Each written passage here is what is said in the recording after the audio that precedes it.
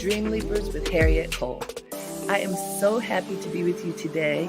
And boy, do we have a very special guest, a woman I've known for many, many, many years, who I first met when she was working as a fashion designer, both here in America and in Europe. In fact, she was one of the first American fashion designers to take residency in Europe, working there. She's going to tell us all about that. She is a fashion illustrator, an author, an all-around beautiful person. Let me tell you who she is. She is Rebecca Moses. And her work has been featured in so many publications, including Vogue Japan, Italian Vogue, Icon, and Marie Claire. She's collaborated with many brands, including MAC Cosmetics, Fratelli Rossetti, and Alcantara. And she currently has an exhibition called Bubblegum, Lipstick, and Hope that's on display at Tutto il Giorno and Urban Zen in Sag Harbor, one of my favorite places to go in the Hamptons. So she's going to tell us all about her work and her life. Please join me now in welcoming Rebecca Moses. Hi, Harriet. Hi, I'm so happy to be connected in this way. You know, over all of these years, we've had our various connections starting. I think, see, here's what I can't remember, Rebecca. If I met you when I was fashion editor at Essence, through work or through my husband, George Chinsey, who you have known longer than you've known me. I can't remember. I don't know, but I've always been blessed to have you in my circle, in my tribe. I'm very blessed. Same here. It's good stuff. So I'm really curious. So let me give you some background. Dreamleapers is this brand I created in 2016. I do all kinds of workshops with people, helping them access and activate their dreams. So this is outside of this program. A lot of one-on-ones with people and group activities to really help people leap into their greatness. That's what it's all about. And that's my kind of story. Well, that's why I wanted you to join me. And what I do here, which I've been doing this show, I think this is 4 or 5 years now, where I talk to people who are doing it and who have been doing it, because I believe that when we can hear about other people's journeys, it can inspire us to more fully live our own journey, right? Absolutely. And that isn't that what it's all about? It's all about it. It's all about sharing. Yeah, and I love that for you.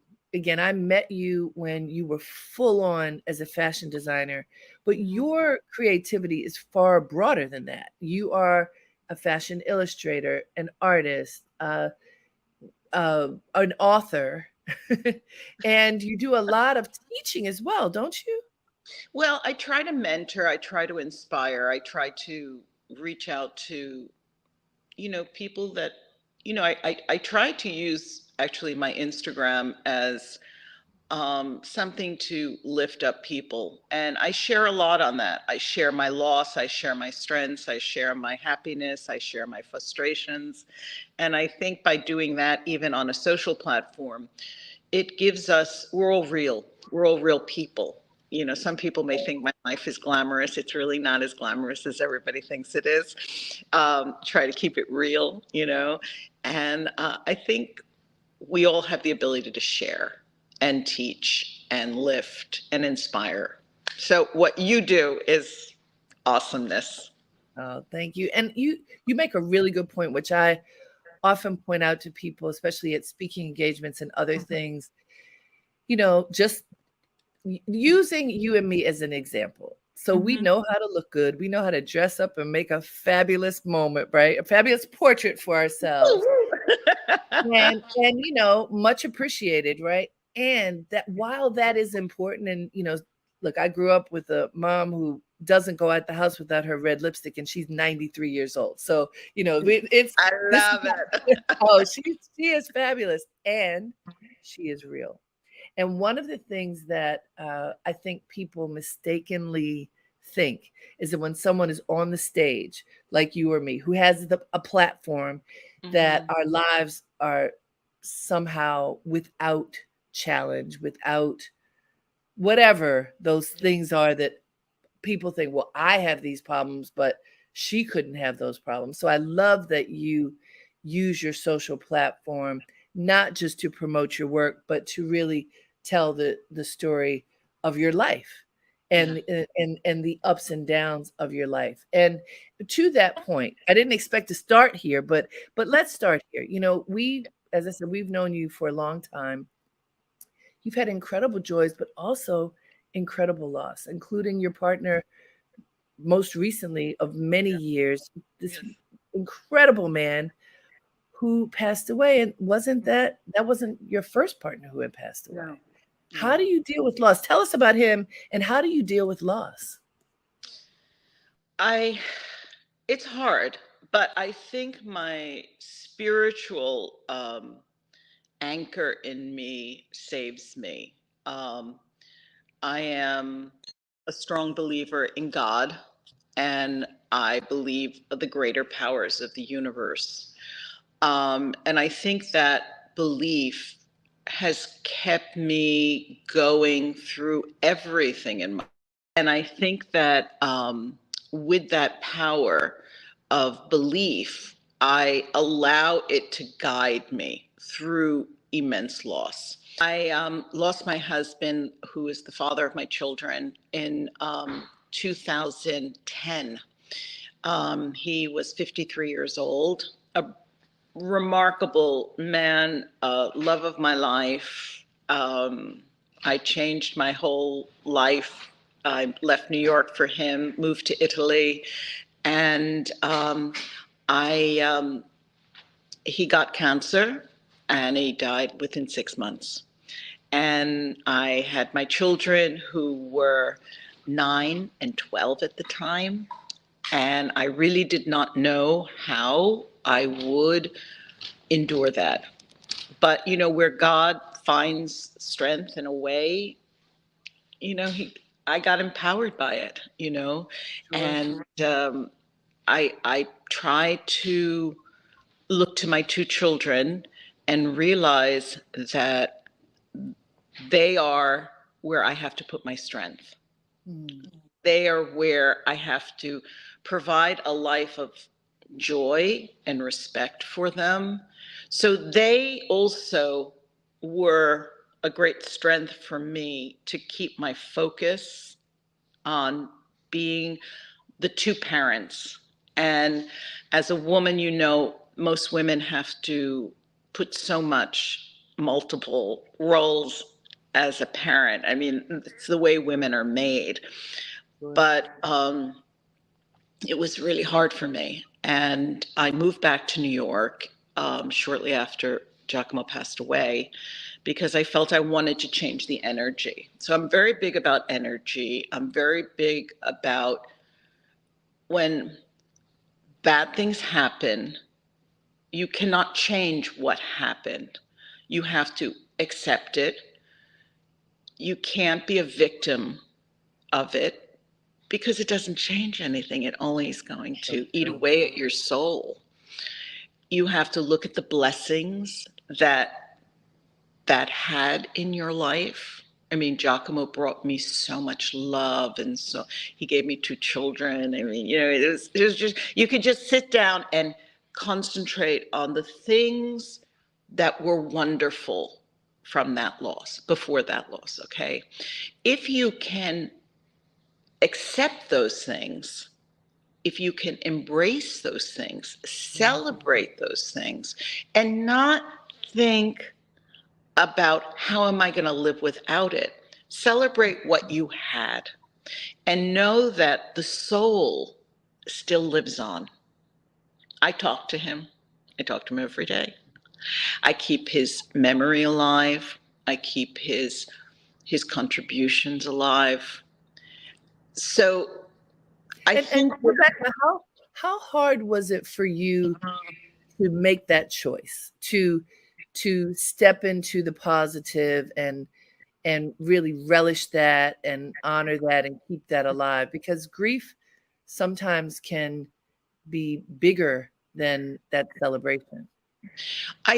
that looking at my two children so vulnerably, these two kids who just worship their father, Right. I had no choice but to be stronger than the loss that I had to say, okay, I can't have a pity party for me and my kids.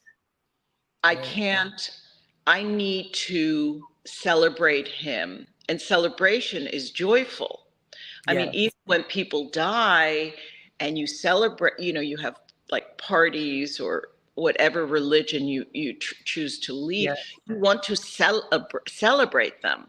So for me, it is about celebrating him every day, telling my kids, your dad used to do that, and he always found, and tell little stories, and try to say it's okay to cry.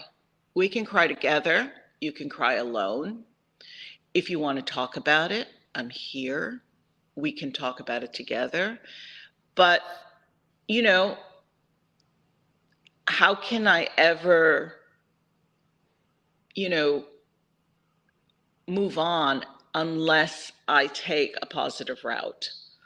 You can, you have to think about, okay, I can go this way, which is misery and, you know, self-absorption on loss and whatnot, or I can go, let's honor, let's celebrate, let's keep his spirit alive. And I choose to always do that. So, Beautiful. you know, was it hard? It was horrible. I mean, and there's days sometimes, like when my one of my kids would graduate or something, and those are the moments that I Yeah. sometimes get very, very emotional because I feel, oh, I wish he was here to see this. But then I stop and I say, I know you are here. I know you're here, and I know you're so proud. My son called me. One of my sons just moved back to Europe, and it was, that was hard too. It's like, Mom, I really want to go back and live in Europe for a while. I was like, oh my God, okay. And I had to like say, okay, Rebecca, you made that choice, so you cannot criticize him for wanting to True. make that choice. So I said, okay, honey, go. So he called me yesterday because he was driving a car into Italy. And he said, Mommy, it was so emotional for me. And I said, well, you're a man now. The last time you were in a car in Italy, your father was driving the car, but Oh, you're driving the car now. And wow. I I think feel that, that even as you say it. yeah, Yeah. yeah. I mean, it really, I couldn't get it out of my mind yesterday when he said that to me. And being the eldest son, he feels a sense of responsibility to carry on his father's legend, you know. Mm, Yeah. that's powerful. Yeah. So anyway, when I came back home to America, I I had more loss. I lost my dad, and I lost my aunt, who was like Mm, my second mom. mm, And it was one year after another. And after 3 years of losing three, you know, really major forces in my life, I was like, I have to change the energy in my world. And I was sitting Shiva. I'm Jewish, so I was sitting Shiva with my mother. And I said, Mommy, I'm going to try to start a new life, you know. And she said, well, what do you mean? I was like, I've got to open the energy in my life to meeting a new person because I need to have love in my life. mhm, I need to have companionship. I don't think anyone's really meant to be alone. I think you mhm. can choose to be alone, but I think that sharing your life with another person is an immense blessing. It's an immense um, experience, whether Agreed. it's Hey, I'm friendship. gonna pause. I'm gonna pause for one moment on that cliffhanger, everybody, to remind you that you are listening to Dream Leapers with Harriet Cole. So happy to be here with you and with Rebecca Moses, who is just sharing her heart with us, and we so appreciate it. As Rebecca, the cliffhanger was you told your mom, your beautiful mom, who I just saw the other day, time to welcome love back into your life. And I think that's such an important point because many people don't ever have true love. Mm-hmm. Many people after loss shut down completely and don't create space for finding true love. Not only did you create the space, but you found it. Yeah. You found it. Tell us about him. So I know this will shock a lot of people, but I went online dating. Ah, I didn't know that. Yeah, a lot of people don't know. I never hid it. It's just that people never thought to ask. And I have an expression: if you want to buy a steak, you go to a butcher. So, There you go. you know, I mean, I love the idea of, walking into the bodega in the middle of the night in your trench coat over your pajamas and trying to buy a quart of milk that you should have bought earlier, and you reach for the same milk and the other guy reaches for the same milk, and all of a sudden it's, destiny. But I don't really think those things really happen outside of Not Hollywood. too often anyway, right? So I I went on. I met a couple of really strange men, and then I met a really nice man, and he had also been married for 28 years, and he raised two children, and for whatever reason, he and his wife separated and divorced, and he lived literally 3 blocks from me. Oh my goodness. You want to talk about strange? I mean, that is so strange. But he was very different from my husband, um, in every sense. But the thing they had in common was they liked strong women, and they liked women who really were, you know, on their path. Not every man wants a strong woman.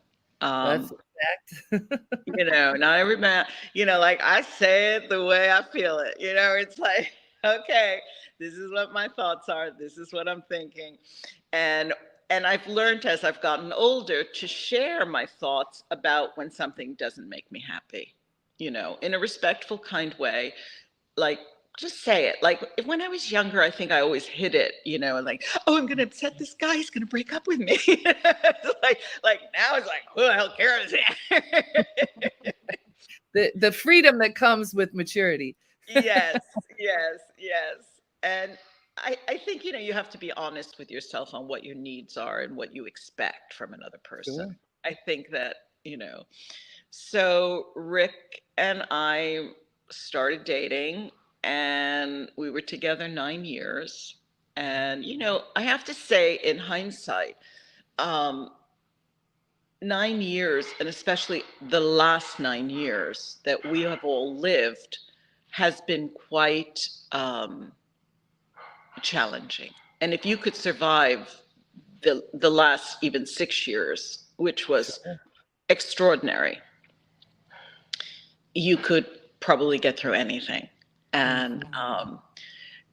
I think living in the times that we are, with politics and social media and the news, and you know COVID. I mean, how many of us have lived through a pandemic like this? I mean, So, right. I mean, these are extraordinary, extraordinary times. Um, and Rick was African American, and I learned the challenges of living with a Black man, and I Mm. learned the challenges that he saw every day, and the way he interpreted things, and the politics, and the George Floyds, and all the things that have been more than horrific, if you're any minority, Right. uh, has been extraordinary. And I used to say to him, you have to let go. Like, don't watch the news all day. Mm. Don't read the New York Right. Times all the time. Don't, you have to protect yourself, because, you know, either it's going to eat you up. And I tried very hard to protect him from that. But then I realized that I was as nervous about things that I never imagined being a white woman. Okay. Mm. And so, like, when he would say to me, Rebecca, I'm going to go out and get some milk, and it was like 11 o'clock at night, I would say, do you really have to do that right now? And he said, why? I said, because it makes me nervous. It Right. makes me nervous. And it doesn't matter, that he was raised in, a certain way or not. It doesn't matter if he was famous. It doesn't matter who he was, just being a No, black that's man on the fact. street. That's the reality of life for a Black man. Exactly. Absolutely. And it I think that many people can't even comprehend what it's like to live with that daily. And on December 31st, in 2021, he woke up in the middle of the night and had a massive heart attack. Right next to me, I tried to resuscitate him. My son was at home. He tried. Oh. It was really horrible. And it And it was so was a total shock, wasn't it? total. The night before, we had a beautiful family celebration together. He was so happy, and it was like out of nowhere. So it just it was just I don't even know how to explain it. I saw that, oh my God, our lives are on strings. Anything can happen anytime. And, you know, I'm sorry. That's okay. Look, it's a lot. And I appreciate you being so open about it, Rebecca, because it is a lot. It's a lot. And life has so many twists and turns. So I'm going to help you by turning a little bit, Okay. because we are honoring him, and let's pivot to this work that you have on display, because when you and I were talking about it the other day, Mm-hmm. once again, I mean, like, the connection for me in Mm-hmm. just talking to you Mm-hmm. is a lot about choice. That during at least one aspect of this story that you share with me, during the Mm-hmm. pandemic, when it was the dark days of the pandemic and people were going through a lot of negativity, you needed to find the light, choose the light, and connect to people in the space of light Yeah. when there were other choices to be made. There was a whole lot of darkness. There was darkness and death everywhere. Everywhere. Everywhere. And the work that you created so abundantly during this time is colorful, vibrant, happy, uh, inspiring in a whimsical, happy way, at a time when I mean, George and I were just talking about seeing, like, hospital workers standing outside chain smoking every day Mm-hmm. because that was how they got their relief, which was just another form of darkness, right? Absolutely. You made this art. So can you talk about Sure. your choices back then and what that means? So during COVID, I was in New York City with Rick, and um, my children were, one child was at home, one child was across the river in New Jersey, staying with his girlfriend. And, none of us really knew what to expect. And we didn't know how long it would be. I am an independent artist, which means I rely, like so many other freelancers and independents, on constant income. And it was very frightening. It's like, oh my God, my exhibit's getting canceled. My jobs are getting canceled. Oh my God, how am I going to make the rent? How am I going to do this? How am I going to do that? Um, and, we, so I paint every day. It's my discipline. I need to paint. I need to sketch every day. I need to write. I need to keep that, engine of creativity flowing every day. It's my own discipline, and it takes a great deal of discipline to be creative. You have to keep it rolling. So at a certain point, after about a month, I just felt like I'm not doing anything really that productive. I want to do something, but we were all being told to stay at home. So one morning I woke up and I said, you know what? I'm going on Instagram today and I am going to ask women from around the world what they're going through. And if they want to write me a short note about what they're experiencing, I will do a portrait of them. And together we will document what we're going through. And I believe that we need to support each other. We need to hear each other. We need to see each other. So I didn't know what to expect. And I started getting letters. And I started doing portraits. And I started posting the stories and the portraits. And then all of a sudden, more letters were coming in. And more letters are coming in. And with each letter, there was the most remarkable story. I mean, from women who had children with special needs that had no idea how they would get through the times, from women who just got fired, women who owned Airbnbs and had no clients, how they were going to take care of their children, women who were fired from their jobs, women who were going to give birth. They didn't know where to give birth, how to give birth. The hospitals were topsy-turvy. Um, it, I, I could go on and on. And one day I got a letter from a woman who said her sister was a nurse at Mount Sinai Hospital and she was going through living hell. What could I do? And I did a portrait of her and we posted it. And then that opened up a whole channel of nurses. So I would say that, you know, what ended up occurring was as each post came out, the woman that was posted the day before reached out to the second woman. And then the second woman reached out to the next woman. And the next woman reached out to the next woman. And what happened, I think I started it by calling the Stay Home Girls. Well, the Stay Home Girls became the Stay Home Sisterhood because these women created dialogue amongst themselves and they supported each other. And they would say things like, you're not alone. Like a young girl, I remember this young girl, she had some family issues at home. And, not everybody really wanted to stay home. Sure. It was an escape to get out and go to school or whatnot. And she said, Right. all I want to do is dance and I can't go to school and I can't dance.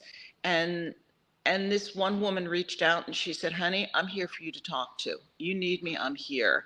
And, just incredible global outreach. I'm talking global because Yeah. How many countries and places did people connect with you we were from? in 6 continents. Six Wow. continents.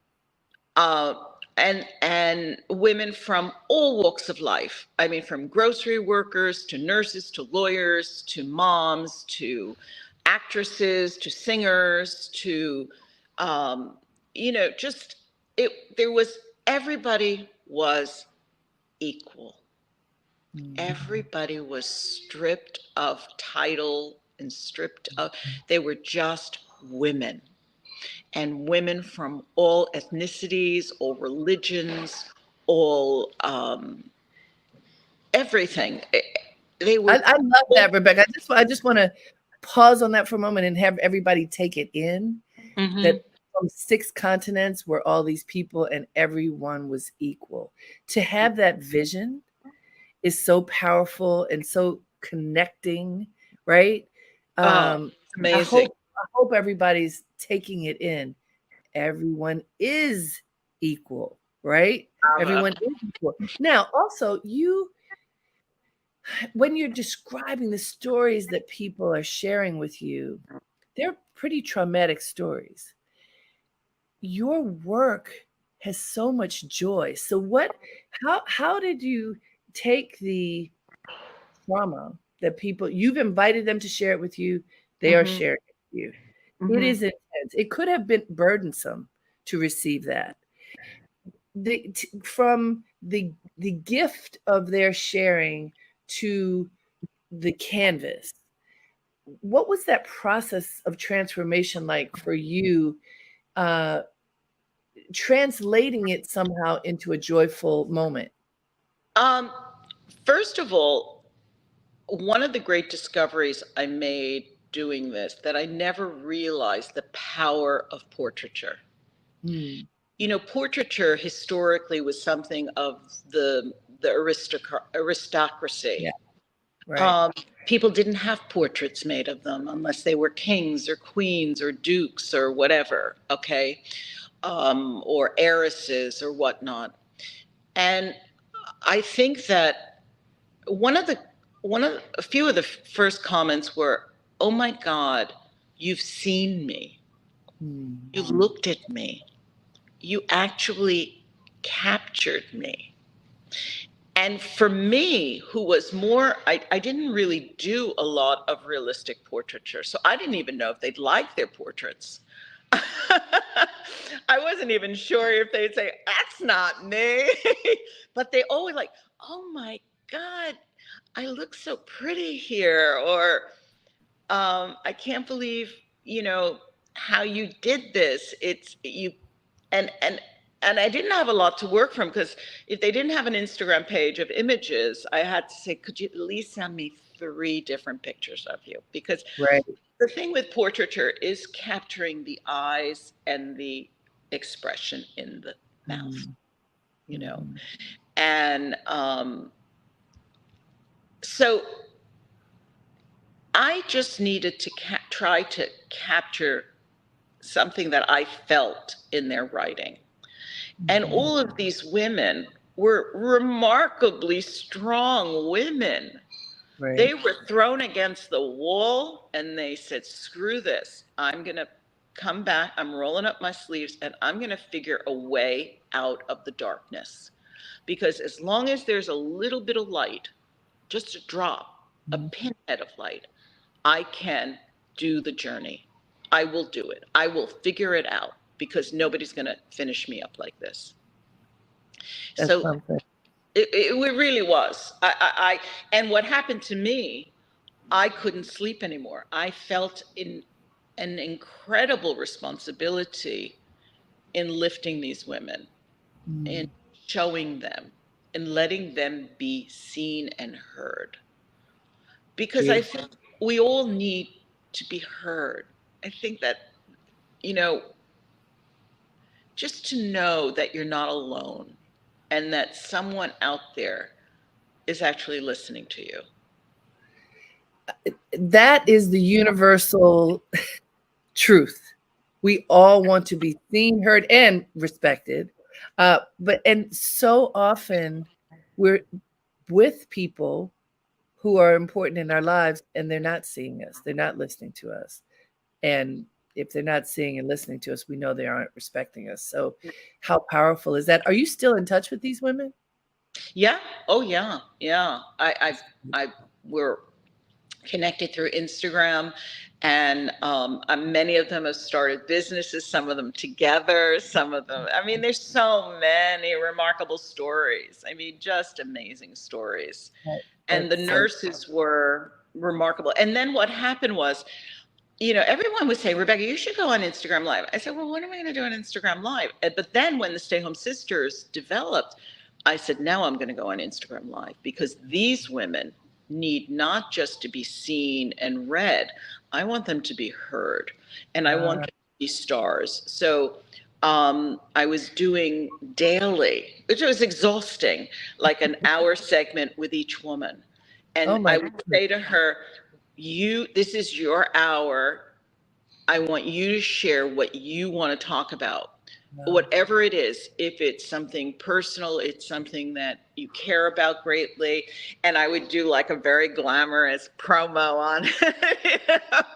I mean, I have Nice. to say that this was the best example of using Instagram Sure. as a major global connector in a And very, it is that, I mean, social media became the way that many people found each other and connected to each other when they were homebound. And yeah, so it certainly is. Look, technology can be our friend. That you have to manage it well, but it can be our friend. Let me yes. remind folks, you are listening to Dreamleapers with Harriet Cole. I am so happy to have our guest, Rebecca Moses, here sharing just a little bit about the way she thinks and creates. I know it is inspiring me. I hope it is inspiring you too. Fashion designer, artist, illustrator, author, inspirer. And we're so excited to be here with you. Rebecca, there is a show that is up at one of my favorite places in what I call my happy place. The Sag Harbor is absolutely my happy place, has been for probably 30 years. And I love going into Urban Zen, which is Donna Karen's fashion store, and her daughter's restaurant, Tutto Il Giorno. And much to my delight, I learned through our mutual friend, Musa Jackson, that you were doing a residency right there, which is It, so exciting. So exciting. So I want you to tell us about this collection mhm. of paintings that are hanging in Tutto right now. Absolutely. So I've told you all about the Stay Home Sisters. After doing 440 portraits of women around the world, That is amazing. 440 portraits. What? 440, 47 of them which were nurses. Um, I decided it was time for me to fall down the rabbit hole and just start believing and creating the world I wanted to see. And these women inspired me so much, but I wanted to do something not realistic. I wanted to do it as a creative salute to women everywhere. And I wanted these pictures to be telling a story of female empowerment on I am going to come. I followed that little hole of light, and I am going to now celebrate my own courage, my own bravery, my own style, my style. What is style? It is your voice. And I am going to celebrate who I am. So the name of the show that we're showing is called Bubblegum, Lipstick, and Hope. And it's filled with humor and love and passion, because passion is so important. And all the work is on paper, because during COVID I couldn't get all the canvases for many reasons. Sure. And I showed this with Ralph Pucci, my gallerist, at Art Basel down in 2021. Um, So and that was just when things were opening up. 21. we weren't Yeah, even sure. We weren't even yeah, sure if we'd have the show or not, because right. you remember it kept getting open and closed and open and Yeah. closed. It was, we weren't even sure, and we opened. Yeah. And I had huge murals outside of Ralph Pucci's gallery of like 18-foot heads of Wow. incredible women. And then inside I had canvases, but then I had like 200 illustrations, paintings. They're more than illustrations, they're really paintings, Yeah. because they're with acrylic and pen and enamel and everything I could put on a piece of paper. And I treated it as though it was a canvas, and it's like the bubble gum represents the child in you. It's like Mhm. chewing that bubble gum and making a big pop, or eating popcorn or a hot dog. But the difference in these paintings is lipstick, which is the next word, is how we present ourselves. Yes. It's like how we do our hair. Do we put on a big turban? Do we wear our biggest earrings? Do we wear our, this is us saying who we are and hope, the thing that kept us going. So Mm. in this show, I have a girl where she's like in this adorable outfit and she's eating popcorn and she has a tiara on her head with gigantic loop earrings and she's like dressed to the nines and she's eating her popcorn. Or there's a girl eating hot dog and she's dressed in a Chanel-esque kind of tailleur, Um, we have women just celebrating their strength. And that's what the show is about. It's beautiful. And there's so much joy in the work. It's really inviting. And how long will the pieces be up? I believe it'll be up to the middle of September. Beautiful, Yeah. beautiful. So, So just want everybody to know you have to come and see it. The artwork is yeah. beautiful. What I love about the way that Donna and Gabby work together, Yes. the food is beautiful, but it's a whole experience going Yeah. into Tuto and into Urban Zen. And so there's this flow of beauty from Yes. food to fashion to now artwork as well, Yes. having your artwork there. And all of the pieces are for sale. So we welcome people to come to Thank you. Sag Harbor. You can go to the beach, but also go check out Rebecca's work. So Rebecca, we don't have a lot of time left, but I want to talk about how you got to where you are. So, I know I've heard you talk about deciding when you were really young, when you were a teenager, that you wanted to work in fashion, Mm-hmm. and and you went for it. You went to FIT Mm-hmm. uh, for fashion design, and then how soon were you actually designing clothes? Oh, I was designing on 7th Avenue at the age of 18. I was Wow. hired to do a collection under the license of Pierre Cardin. I Right. went to Paris. I met him. I was so Wow. honored, and it was such an incredible opportunity.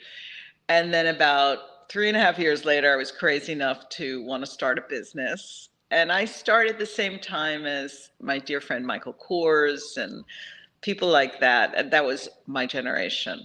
And we were crazy. We were all crazy. But you got to be a little crazy to want to Absolutely. make your dreams happen.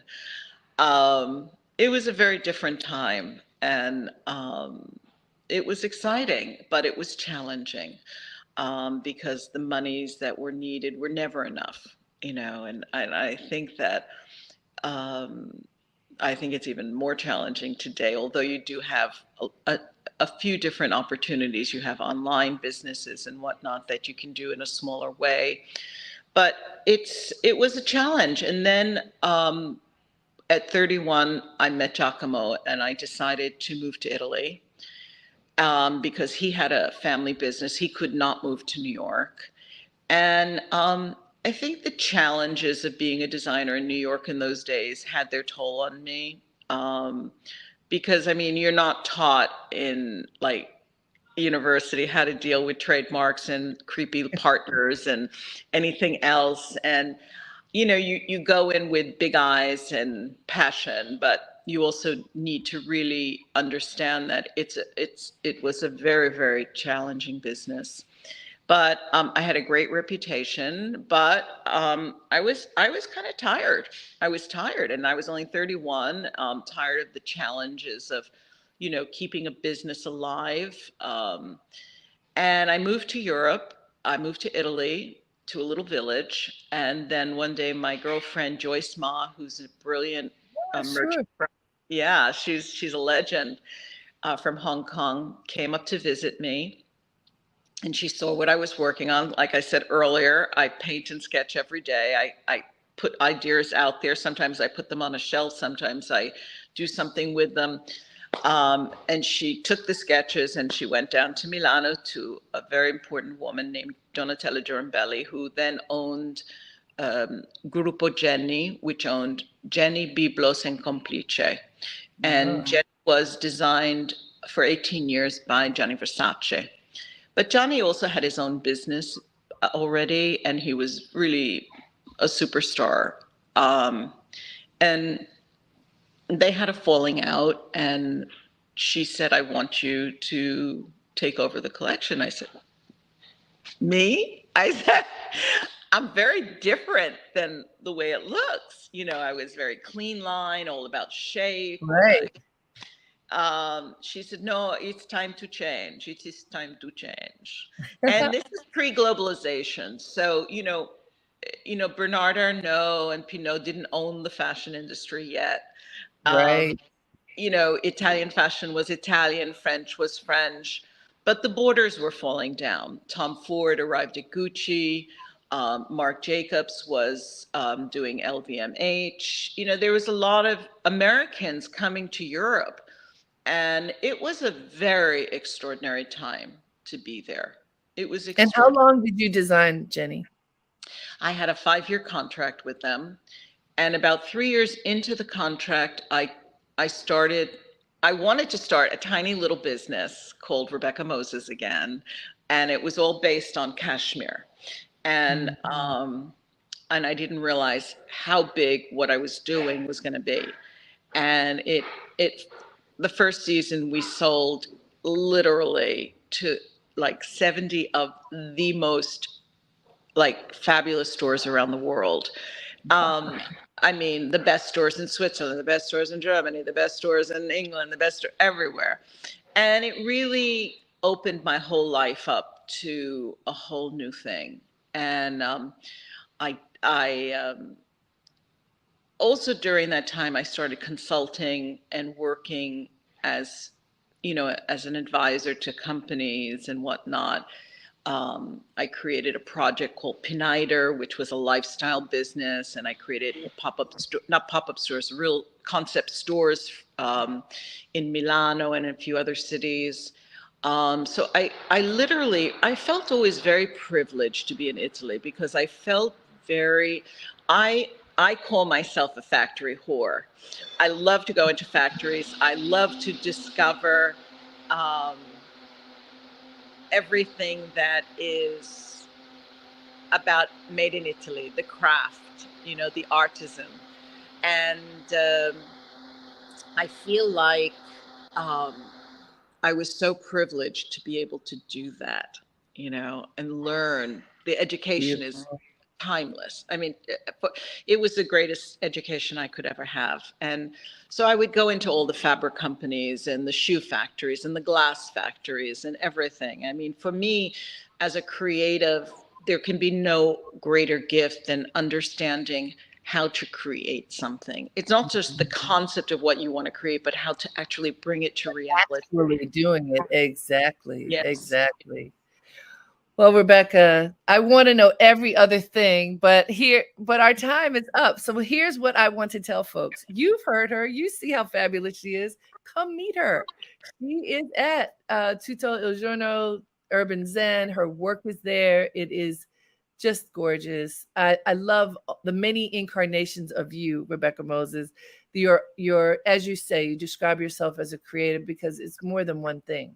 Just your creativity showing itself in lots of different ways. We appreciate you, and the work is beautiful and just joyful.